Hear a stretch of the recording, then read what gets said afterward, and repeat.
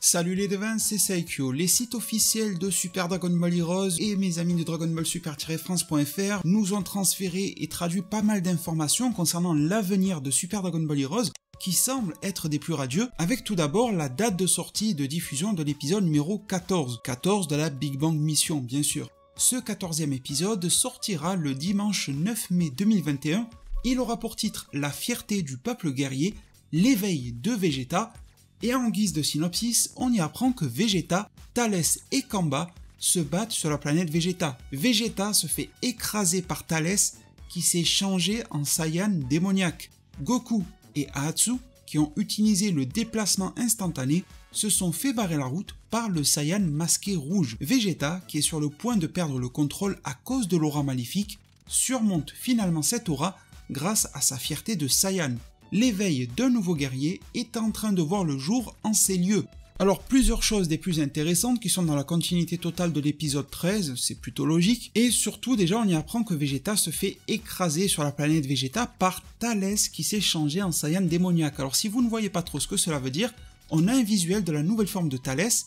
Thalès ne va pas passer en Super Saiyan 1 ou ce genre de choses, il va avoir cette forme qui ressemble au Super Saiyan 3 mais qui ne l'est pas, il conserve ses sourcils, et sa chevelure noire, eh bien, rallonge, comme le SJ3 en effet, mais ça ne l'est pas. Comme indiqué dans le synopsis et quelques biographies ont été fournies sur le site officiel de SDBH, cette forme est due à l'aura maléfique de Kamba que Thalès va s'approprier et ça va le faire évoluer vers cette forme physique. Vous remarquerez aussi sur ses cuisses qui ont pris en volume eh bien, des veines, un peu comme celles de Majin Vegeta, qui montre un petit peu de l'état de puissance mais aussi de stress de cette forme-là. Sur ce visuel de la carte, Thalès semble mieux se maîtriser que Kamba lui-même. Il y a peut-être une notion un petit peu, vous voyez, comme Obélix qui est tombé dans la marmite quand il était petit, ça serait Kamba qui serait né comme ça, tandis que Astérix, lui, il en boit une fois de temps en temps, donc ça va, il est plus cool.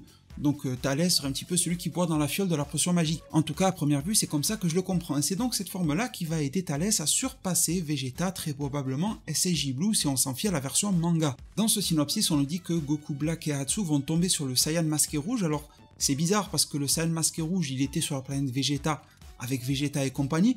Il va visiblement revenir sur Terre, mais vu que c'est Goku Black et Zamasu, il a doublement les capacités de téléportation, celles des Kaioshin et celles de Goku, donc bon, il est vrai que le déplacement reste possible, mais je me demande pourquoi il est allé sur la planète Vegeta. Est-ce que c'était simplement pour jubiler ou va-t-il s'approprier un certain pouvoir? En tout cas, il va s'opposer à Goku et Ahatsu, et on voit sur ce visuel qui a été révélé que c'est bel et bien Goku Black, on voit sa forme SJ rosée et tout ce qui va bien. Vegeta est sur le point de perdre le contrôle à cause de l'aura maléfique, donc une nouvelle fois, un Vegeta bosso, vous savez, forme berserker de Kamba, mais il va la surmonter finalement grâce à la fierté de Saiyan.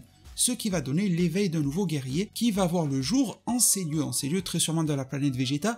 Quoi de mieux, je dirais même que la planète Vegeta, une des planètes phares d'habitation des Saiyans, que pour exhiber la fierté Saiyan, de plus directement par les mains du prince Saiyan en personne. Je trouve que la symbolique est plutôt bouclée. On va avoir droit à cette forme que vous voyez affichée sur votre écran, un Vegeta SJ Blue mais qui semble plutôt tiré du côté du SJ Blue Evolution au niveau de son aura, et notamment également au niveau de ses pupilles. Les pupilles sont celles du SJ Blue Evolution, Shinka, mais son corps semble beaucoup plus fin, donc il a le corps du SJ Blue de base, et avec une double aura bleue avec des teintes un peu foncées comme le Shinka, et également une aura noire. Double aura pour signifier qu'il a réussi à mixer l'aura du Saiyan maléfique Kamba, le pouvoir qui va avec cette forme berserker, à celle du SJ Blue. Est-ce que ça sera un SJ Blue Evolution Berserker? Voilà. On ne sait pas exactement comment ils vont la nommer. Pour éviter de faire un peu trop Power Rangers, ils pourraient peut-être la nommer la forme fierté des Saiyans ou un truc comme ça, parce que sinon ça partirait dans tous les sens. Mais bon, on verra bien comment ils vont l'appeler. Et on y voit également des éclairs. Alors les éclairs, à quoi sont-ils dus? Difficile à dire. Est-ce que c'est juste pour le visuel promo ou vraiment Vegeta va les avoir? Ce qui pourrait sous-entendre une autre nature également dans son pouvoir. Je voulais quand même vous le notifier. En tout cas, avec cette force-là, Vegeta devrait rouler sur à peu près tout le monde, mais je me pose la question, qu'en est-il de Kamba? Kamba, qui peut monter jusqu'au SJ3 Full Power, plus aura de Berserker, c'est quand même pas rien, sachant que Kamba de base a l'air plus balèze que Vegeta de base. Et d'ailleurs, en parlant de Kamba, j'ai oublié de vous le dire, mais si du coup Thalès, là, quand il prend l'aura de Berserker, a les cheveux qui poussent, vous savez, forme de base mais cheveux longs, est-ce que Kamba de base avait les cheveux courts? Et du coup, c'est cette aura, ce pouvoir de Berserker qui lui a fait pousser. ça pourrait faire évoluer le chara-design de Kamba très prochainement. Enfin bon, on a également des petites biographies comme je vous ai dit, en attendant les biographies complètes qui seront révélées lors de la sortie de la Big Bang Mission numéro 8, on nous dit pour Goku et Vegeta que se battre et rechercher plus de puissance est la nature des Saiyans, et en particulier donc de ces Saiyans là.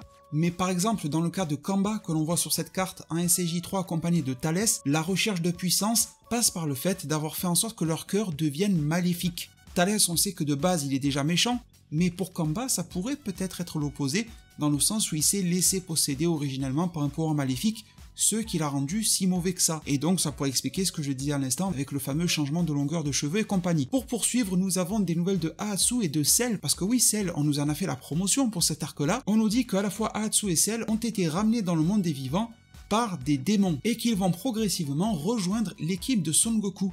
Et il est bien fait mention de cela pour les deux. Alors Ahatsu c'était déjà vu, mais du coup pour Cell aussi, et on en a la confirmation, parce que regardez sur la carte de Cell, en bas à gauche, je sais pas si vous connaissez tous bien le fonctionnement de Super Dragon Ball Heroes ou pas, mais la tête de Cell, de Goku et de Ahatsu, c'est pour nous dire dans les mécanismes du jeu qu'il y a une équipe qui se forme entre ces trois-là. Une team, un combo est jouable entre les trois car il y a un lien. Donc Cell va revenir dans Super Dragon Ball Heroes, on verra s'il va être intégré à l'anime ou non, hein, c'est un petit peu selon leur choix vu que c'est un anime promo, mais dans l'histoire du jeu et probablement du manga, et dans une moindre mesure celle de l'anime, Cell va revenir et s'associer à Goku et Ahatsu. Je me languis vraiment de voir quel type de dialogue et quel type de relationnel il pourra y avoir entre ces trois-là, et pourquoi les démons ramènent à la vie, entre guillemets, parce qu'ils sont toujours morts, Ahatsu et Cell, des personnages comme ces derniers, qui sont originellement des ennemis de la Z-Team. Quel est l'intérêt en fait derrière? Et on constate aussi que Ahatsu est passé dans sa forme Super Ahatsu. Nous ne sommes toujours pas arrivés au terme des informations Super Dragon Ball Heroes, c'est assez riche en informations SDBH aujourd'hui, car on y apprend aussi que le 9 mai, date donc de diffusion du nouvel épisode, de l'épisode 14, ça sera le Goku Day, ça c'était pas une surprise, on le savait déjà, le 9 mai 5-9, ça fait un jeu de mots en japonais par rapport à Goku, donc on en a fait le Goku Day, c'est parfois un jour dans lequel il se passe pas grand chose, c'est parfois un jour dans lequel il y a des annonces, voilà, c'est variable selon les années, et on nous dit que le casting de la série sera rassemblé pour nous partager un message spécial à l'occasion du Goku Day. Alors, est-ce que ça sera un message de remerciement de la part des voix de Goku, de Vegeta et compagnie? Est-ce que ça va être un message pour faire des annonces par rapport à des nouveautés Super Dragon Ball Heroes? En tout cas, ces deux options sont réellement les plus probables, et bien sûr, les plus rêveurs pourront se dire que comme c'est le Goku Day, qu'on a déjà eu un film DBS Broly annoncé lors d'un panel Super Dragon Ball Heroes dans une précédente Jump Festa, que le cast de Dragon Ball va se rassembler pour le Goku Day et nous faire de belles annonces sur Dragon Ball Super. À votre place, je me chaufferai pas trop sur cette idée-là. On va dire qu'il y a une probabilité de 0,001% que ça arrive, quoi. Mais bon, la probabilité existe. En tout cas, voilà, vous savez que le 9 mai, il y aura un message qui nous sera adressé, mais généralement, et ces derniers temps, les messages d'auto-animation sont plus dans la célébration, dans le commémoratif, ou alors pour des annonces de seconde zone. Donc si j'étais à votre place, je n'en entendrai pas plus, et puis s'il y a une grosse annonce qui est faite, au moins on aura une belle surprise. Vaut mieux une belle surprise qu'une belle déception. Eh bien mes chers devins, nous avons fait le tour de ces informations, de ces news pour aujourd'hui. On pourrait théoriser un peu plus sur Kamba et compagnie. C'est vrai que cette histoire de cheveux qui raccourcissent, le fait de l'aura maléfique, on pourrait être tenté de faire des théories du lien avec pourquoi pas l'histoire de Yamoshi, mais est-ce que Yamoshi, le Super Saiyan de la légende, sera réellement introduit dans Super Dragon Ball Heroes? J'en doute un petit peu, mais peut-être qu'un alter ego non canon de lui y sera. C'est vrai qu'on avait vu Kamba tilté par rapport à Goku SCJ God.